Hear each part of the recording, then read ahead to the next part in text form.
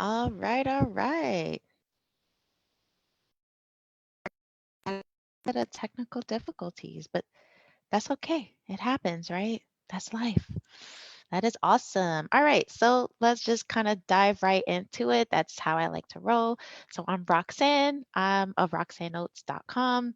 So I help coaches build grind free empires by filling their discovery calls and their online courses. And I primarily focus on funnels as a way to automate this. So today I'm going to show you 4 email campaigns you need to have to make money. Obviously, and to also engage your list. So I chose this topic today because I know, you're working hard, you're building your email list, but sometimes it's hard to figure out like what you need to say to your list and how often should you do it, right? So that's where the idea for this topic came up today. It also reminded me of a story when I worked with a music coach some time ago. Her newsletters or e-zines, whatever you want to call it, when you're just sending out, information to your list. I primarily call it newsletters, but her newsletters were engaging. They were fun. They were very entertaining. Like I'm still on her list to this day, and I just love reading it, and so do her readers. Right? She puts a lot of heart and soul into it. A lot of good knowledgeable information as well. It's just a great combination. However, it was not necessarily transitioning to sales. She had a year-long program that she was really trying to get people into, but at that point, I think they were just pretty burnt out about it. So when I came in, I wanted to help her obviously monetize that list, right? Which is a campaign I'll cover in a second. But I just took one segment from her year-long program and we made it into an individual class that they can just kind of go through at any time. Decided to sell it for, it was like $77 and to run it for 4 days. And the outcome of that was she actually made a little bit over $7,000 just from that one campaign.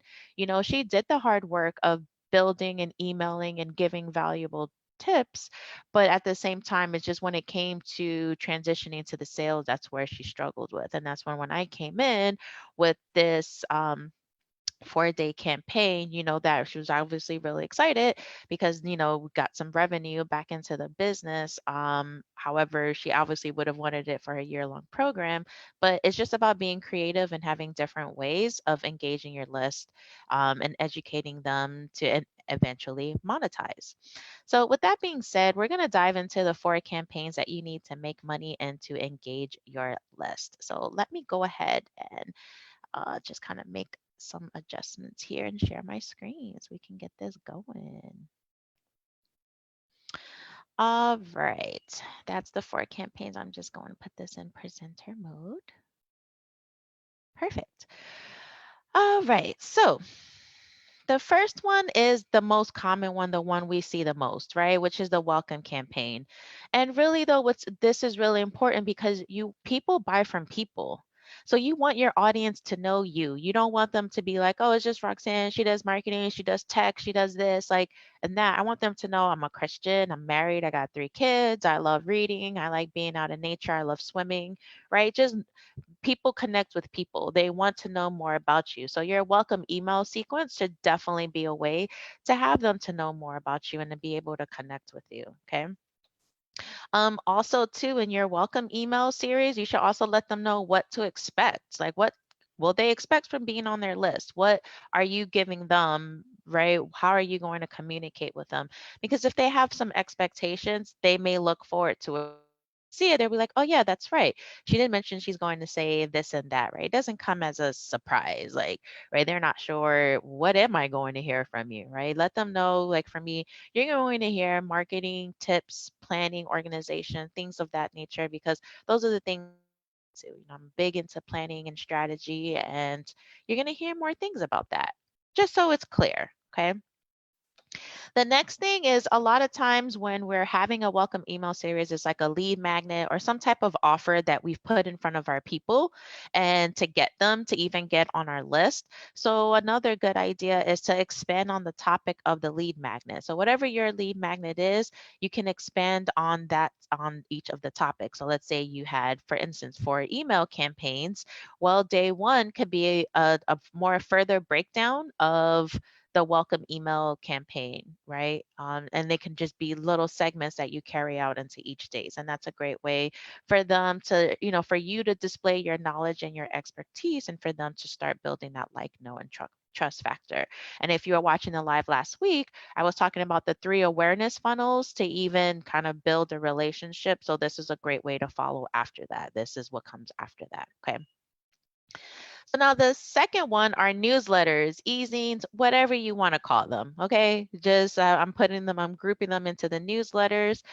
Generally, the frequency for this is no more than once a week, right? Especially on a consistent basis. I would say once a week. If you want to throw in a promotion, for that, like, that's an outlier, that's okay. But in generally, as far as consistency, no more than once a week and a minimum a month, right? Because it's a lot of, you want to make sure you're top of mind. So you don't want to not communicate at all.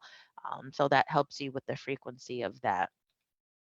And as far when it comes to your newsletters, like this is where you're sharing your best material, your tips, tricks, strategies, insights, whatever it is. You want to reward people for being on your list, right? Because as we know nowadays, it's decreasing, right? People are not opening emails, they're only opening certain emails. It's like our inboxes are flooded every day.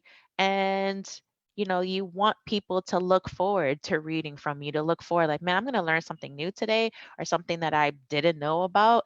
And so share your best material. Don't hold back. Don't feel like you have to hold back. Share your best material, share your best stuff. Okay, the third one are promotions. That's the one that's the most favorite one. Everyone wants to use this one, right? Because, we're in to make money, and that's completely understandable.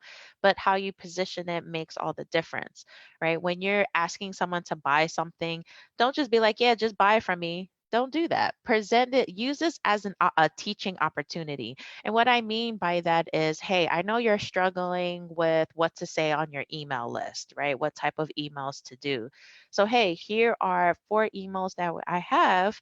And if you really want to know more about the different types of emails, then I invite you to join my course. So you see what I did there? I'm giving the highlight free stuff there, right? You're still having valuable content that they can walk away from. But then when you're asking for the sale, it doesn't feel sleazy, it doesn't feel slimy. It's like the next best step, which is where this comes in, right? If you present it as a teaching opportunity, when it's time to sell, it's going to be well received. Even if people don't, they can at least say, wow, I learned something just from the free stuff. So, and this just helps to prep them to be able to buy things from the future. Okay. So use that as an opportunity you want your reader to walk away and be like, man, I learned something and it was completely free. Okay. And if you do decide to run the promotion, it's like 4 days is this magic number. It's like, it's just really great. As if for 4 days, it's not a long time to have the promotion. It's not too quick. It gives a sense of urgency, and it's real urgency. Okay. Don't say it's going to run for 4 days and then it's still there forever. Don't do that, because then people are not going to believe you. Take it down, do what you need to do to make it so that it only runs for the time period that you say that it's going to run. Okay. And 4 days just happens to be a magic number for me. I'm sure if you guys have heard of like the 4 day fast cash and things of that nature from all kinds of different internet marketing people, and it's just a really great number. So now this, so for my fourth one is the re-engagement campaign. You know what? A lot of times we want to, you know, get the money in nature and nurture and engage our list. But what about the people who are on your list and have not engaged? They haven't opened anything. They like nothing, I mean, because really you're paying for their spot on your list. Now, if they bought something before, you may want to just, segment them differently. But if they haven't opened, they haven't read anything, they haven't do anything, then this is where the next step will probably be helpful.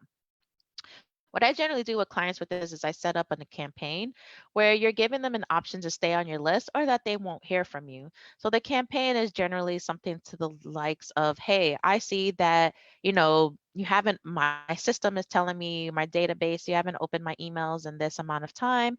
And you know what? No feelings hurt. Maybe my content isn't that engaging to you.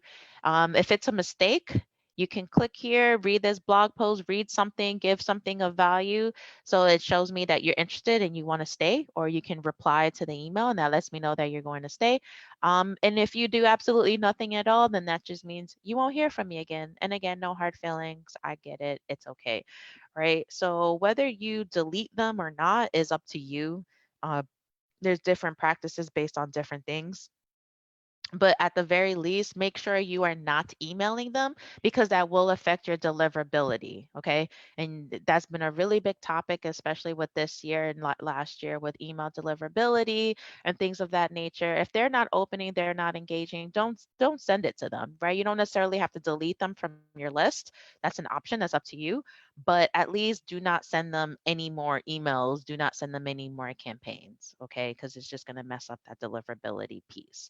An option that you can do is you can upload that list to Facebook and see if they will opt in again. So that means they will need to opt in. They will need to give you your information again to opt in. That would be the only way that I would communicate with them. Some people use another email list. I don't recommend to do that. If they don't want to hear one type of email from you, they're not changing to another provider. It's not going to help that, right? But I will use maybe like social media, like I said, or Facebook to run another ad and see if they're willing to opt in that way. Okay. So I actually want to hear from you now. Out of all of these four campaigns that I mentioned, which one do you use in your business right now? I would love to hear it in the comments below. Let me know. I know the welcome one is probably the most common one, but do you use like re-engagement campaigns? Very surprised when I come into certain clients' accounts and they don't even have something like that set up. So I definitely want to hear from you. Do you use any of these? Or if you don't, are you willing to use any of these into your email marketing strategy for sure? So that's it. And thanks so much for watching this video. If you found this helpful and you want to learn about how you can have a systematic way of generating leads into your business and nurturing them with a funnel, then check out the online client attraction blueprint, roxanneoates.com/client attraction, where I show you the 4 elements that you need to have a converting funnel. So take care, guys. See you next week.